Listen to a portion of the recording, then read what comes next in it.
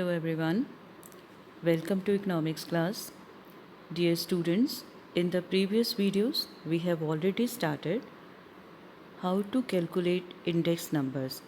Today we will discuss about consumer price index or cost of living index numbers. These are very important topics.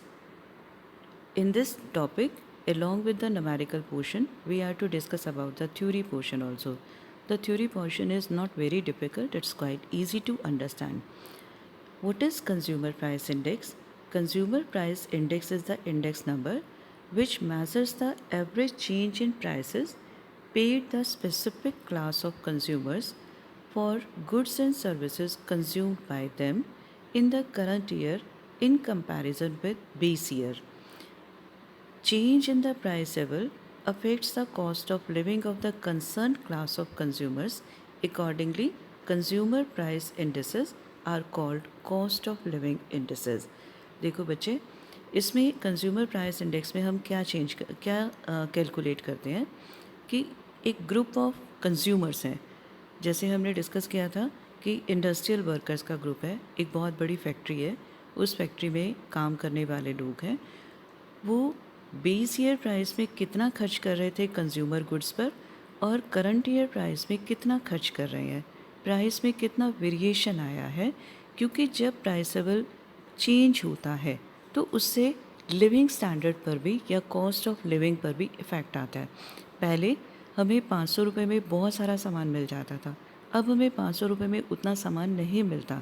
मतलब cost of living जो है वो बढ़ गई है, महंगाई बढ़ गई है. क्योंकि change in price level indicates the change in cost of living. That's why consumer price index is known as cost of living index number. Now, in India, the consumer price indices are mainly constructed for the following consumer groups. First is industrial workers, second is urban non-manual employees. Urban means urban area में रहने वाले हैं लोग. Non-manual employees का मतलब जो physical काम नहीं कर रहे, जो मेंटल काम कर रही हैं. जैसे टेक्नीशियंस हो सकते हैं, फैक्ट्रीज़ में काम करने वाले लोग हो सकते हैं, या कोई भी ऐसा जो मेंटल वर्क कर रहा है. हम इसमें छोटे स्कूल्स में पढ़ाने वाले टीचर्स को भी ले सकते हैं, पियोन्स को भी ले सकते हैं. मतलब ये कैसे हैं? Non manual employees. Then agricultural labour. Agricultural labour में जो किसान हैं, जो किसान नहीं हैं, मतलब जिनके पास अपनी ज़मीन नहीं है लेकिन खेतों में वर्कर्स की फॉर्म में काम कर रहे हैं, वो है एग्रीकल्चरल लेबरर. सो CPI जब हम फाइंड आउट करते हैं तो हम इन 3 तरह के वर्कर्स को इंडिया में यूज़ करते हैं. One is the industrial workers, second is urban non manual employees and third is agricultural labourers. Now how to calculate consumer price index, that is the construction of consumer price index.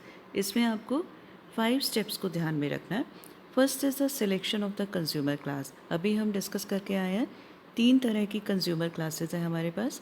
Industrial workers हैं, urban non manual employees हैं और तीसरा है agricultural labourers. तो हमने कौन से वाला लेना है? First we will select the consumer class. After that information about the family budget. जो हम ग्रुप ले रहे हैं उनका फैमिली बजट क्या है, which type of commodities they are consuming. Then quantity of consumption, कितना कितना कंज्यूम कर रहे हैं, मतलब क्वांटिटी के बारे में हम बात करेंगे. Then prices of concern goods and services. जो गुड्स हैं जो कंज्यूम हो रही हैं उनका प्राइस कितना है. Then money spent on these goods and services, कितना खर्चा उस पर किया जा रहा है, what is the expenditure. Then choice of base year. हम पढ़कर आए हैं कि जो इंडेक्स नंबर्स हैं वो कंपैरिजन को लेकर आती हैं. कौन सा कंपैरिजन? कि करंट ईयर प्राइस में कितना चेंज आया है as compare to the base year price. तो यहाँ पर हमें बेस ईयर की भी ज़रूरत पड़ेगी. So base year should be the year of economic stability and should not be too distant from the current year. हमने पढ़ा है पहले इसके बारे में, जब हमने सिलेक्शन ऑफ बेस ईयर का कॉन्सेप्ट किया था तभी हमने पढ़ लिया था. It should be a year of economic stability. Now, what's about the information about prices? Information about prices. जो सामान खरीदना है वो रिटेल पर कितने का मिल रहा है, क्योंकि जो कंज्यूमर्स खरीदेंगे वो रिटेल की शॉप से खरीदेंगे. Then weightage, there are two types of according weightage, means weights देने के दो तरीके होते हैं. The very first is, one is quantity weight. These weights are given in the proportion to the quantities consumed in base year. मतलब base year में जो Q0 है हम उसको एज इट इज़ वेट ले लेते हैं. अभी हम इन्हीं दोनों के बेसिस पर अपने दो मेथड्स निकालेंगे. Then expenditure weights, these weights are given in proportion to the total expenditure on the items consumed in the base year. देखो बच्चे, दिस इज़ अ एक्सपेंडिचर. अगर मैंने एक कमोडिटी 10 रुपये के हिसाब से खरीदी है, means per unit of a commodity is, per unit price of a commodity is rupees 10, and if I am purchasing 50 units, then what will be the expenditure? The expenditure will be P into Q, that is 500. बिल्कुल उसी तरह से हम ये ले रहे हैं.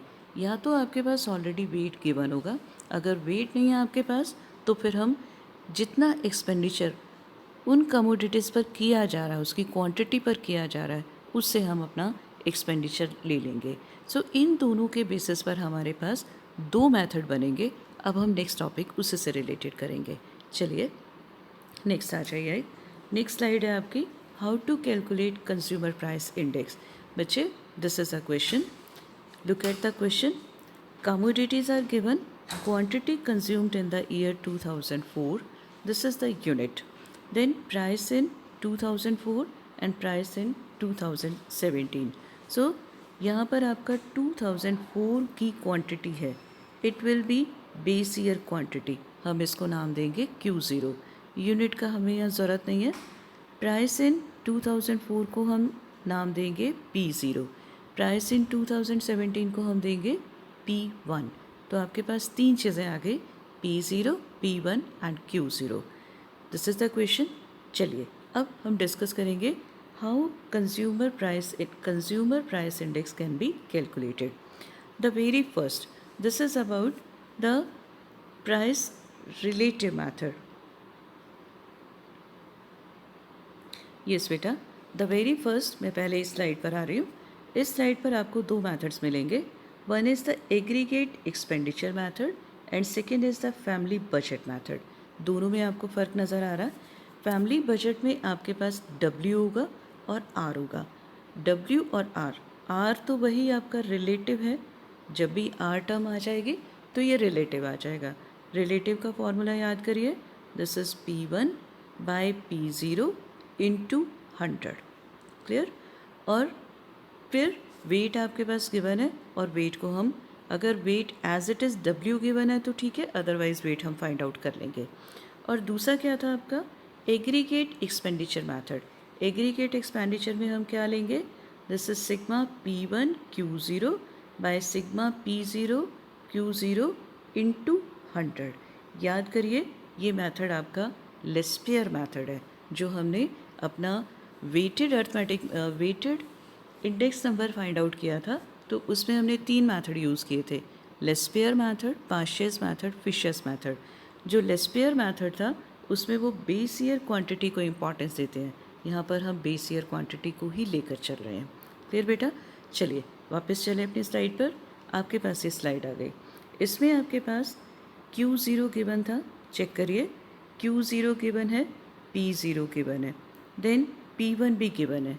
हमने निकाला P0 Q0 और निकाला P1 Q0 क्योंकि इसकी हमें ज़रूरत थी. P0 Q0. अब जो फर्स्ट मेथड है आपका, this is aggregate method, this is aggregate expenditure method. इसमें हमने अपनी वैल्यूज़ को सब्स्टिट्यूट करना है. Sigma P1 Q0, sigma P1 Q0, sigma P1 Q0,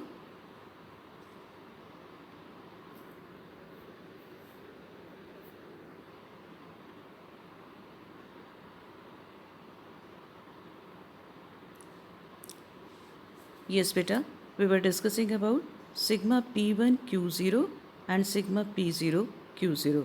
हम इन वैल्यूज़ को सब्स्टिट्यूट करें तो हमारे पास आ जाएगा एग्रीगेट एक्सपेंडिचर मेथड हमने यूज़ किया और एग्रीगेट एक्सपेंडिचर मेथड के अकॉर्डिंग हमारा CPI आया 113.33।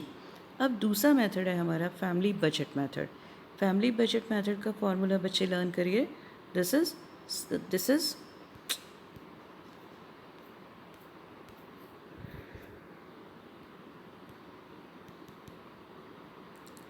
फैमिली बजट मेथड को रिवाइज करिए। Sigma WR by sigma W। इस वैल्यू को अब हम अपने पिछले क्वेश्चन में देखें। R तो हमने फाइंड आउट कर लिया, P1 bye P0 into 100, R हमारा आ गया। हमें चाहिए W बेटे अगर आपके पास सीधा नहीं गिवन ना तो हम क्या करेंगे, जो आपका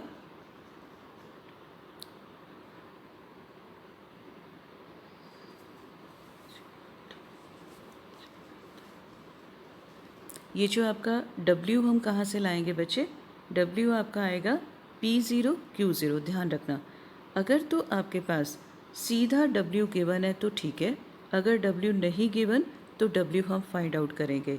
how W can be calculated, W means P0 Q0।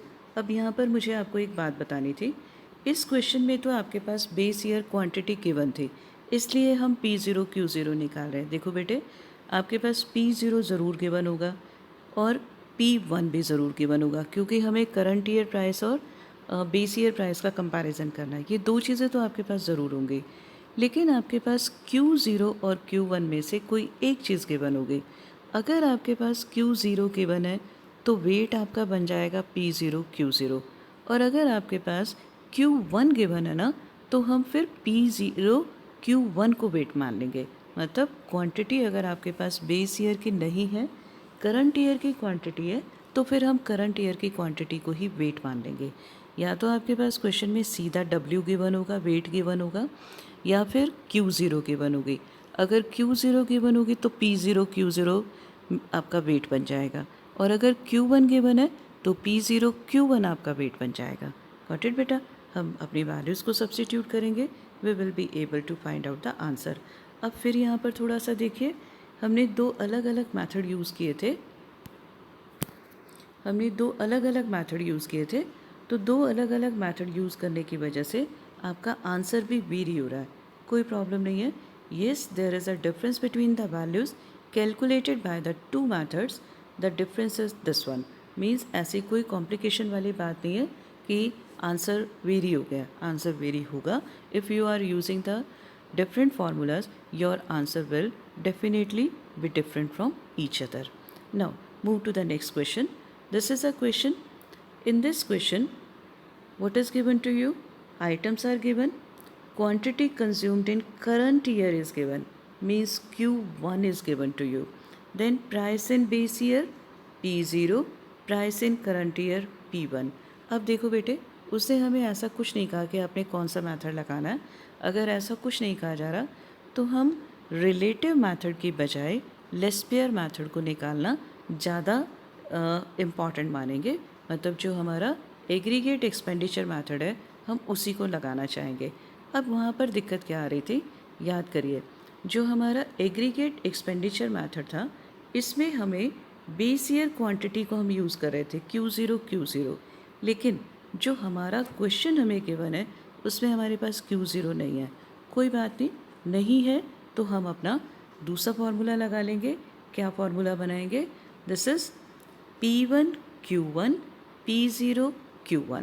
ठीक है, हम Q0 नहीं गिवन तो हम Q0 की जगह Q1 को यूज़ करेंगे। Means P1 Q1 P0 Q1। अब अपना फार्मूला लगाइए। There note that here we are given the current year quantities for different items, so the consumer price index is calculated using the following formula, means sigma P1 Q1 by sigma P0 Q1 multiplied by 100। ये आपका answer आ जाएगा। ठीक है बेटे, अगर आपके पास current year quantity नहीं गिवन, आपके पास बेस ईयर क्वांटिटी नहीं गिवन, तो आप करंट ईयर क्वांटिटी से भी अपना क्वेश्चन कैरी ऑन कर सकते हो। एक और क्वेश्चन देखेंगे हम। Construct consumer price index number with the help of a following data. अब एक नया सा क्वेश्चन आ गया, आपके पास उससे करंट ईयर या बेस ईयर प्राइस दिया ही नहीं है, एक ही प्राइस दिया हुआ उसने और साथ में वेट दिया हुआ है। मतलब आपके पास अब P0 नहीं है, P1 भी नहीं है, ओनली P है आपके पास। क्लियर बेटा? जब आपके पास ऐसा क्वेश्चन आ जाए तब हम इसके लिए एक फार्मूला यूज़ करेंगे। What is the formula? This is sigma PW by W।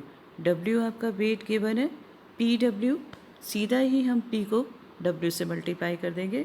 This is 125 multiplied by 40, this is 5000, so and so, and we will substitute the value. This is sigma PW by sigma W. This is the answer. Clear बेटा? So आज हमने कितने questions किए? 3 method हमने किए. Let's recall. The very first is aggregate expenditure method. Second is family budget method. Family budget method में हमें relative values की ज़रूरत है, मतलब आर की ज़रूरत है, सिग्मा RW बाय W।